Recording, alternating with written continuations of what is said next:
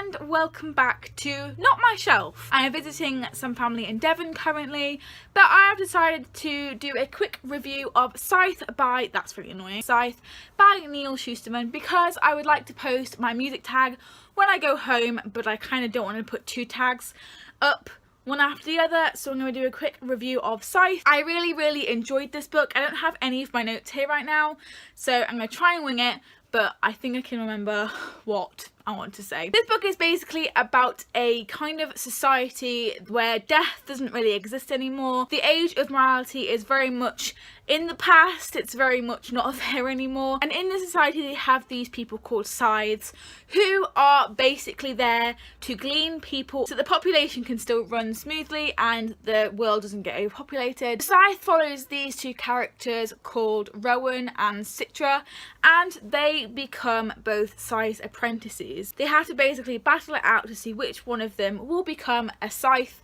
and which will return to their family. Or that's how it seems. As you can imagine with anyone in this kind of situation, there are some Scythes who take it to the next level and they're very biased with their gleanings, so they go with certain races or age or genders, and some Scythes will want to take over the world.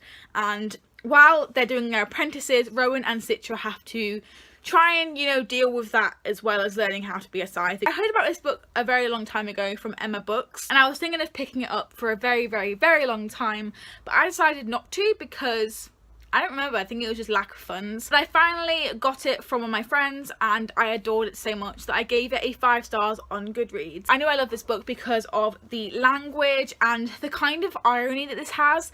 So the reference to the age of morality is basically the world that we live in, the audience live in, and we can kind of laugh at the certain in-jokes that Neal Shusterman puts into the books. Reference to the word murder. They take down the government so that there's no like real need for crime, everyone's equal, so there's no murder, but like they reference murder, the common cold as being a deadly disease, and just it's really funny to us because we obviously are in the age of morality and it's just really ironic. Another thing with the irony is the people's names. So there's Honourable Scythe Mary Curie, Honourable Scythe Nelson Mandela, because obviously when you're a Scythe you get to choose your different name, so they chose Mary Curie and Nelson Mandela. This is so postmodern, and for that reason it made me laugh. Now on to the bit that made me cry. There are some twists and turns in this book that I was really not ready for, but it was just another in-joke that was referenced in this book because of its postmodernity and its irony, and it's just so fucking funny without even meaning to be funny. I just feel like Scythe is such a unique concept, and I truly have never seen anything like this before. On the front, Maggie Stiefvater has said a true successor to the Hunger Games. It says it right above here. You can't see it because of the reflection of the netting,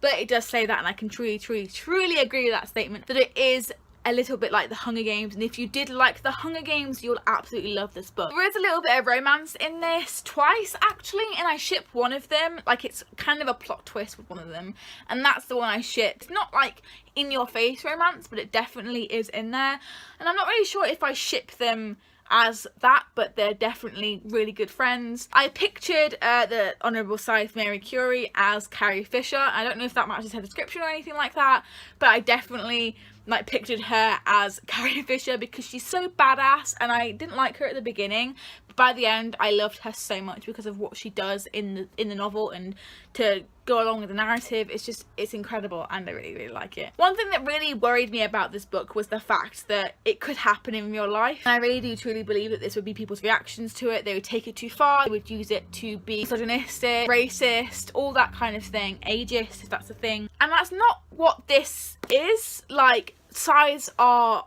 punished for having biases, and I think that's really important. I'm a person who really fears death, and I'm not gonna lie, this kind of made me like question what death is and what humanity is and what it means to like take someone's life. I think in the nature and the context of Scythe, that's what I started to think about and be like, what happens after we die? Like, not in a fearful way, just in a curious way, like, where are all of these people that have been gleaned going? It also made me think about if I could be a Scythe, and I think that if a book can like drag you so much into its narrative and into its characters and into its world, where you start thinking about, I could be a Scythe, or like, what would my Scythe name be? By the way, it would definitely be Athena, because I'm obsessed with Athena. Something that's quite interesting about Scythe is the fact that it has like little diary entries from each of them. We have a journal from Scythe Curie. We've got Curie again there.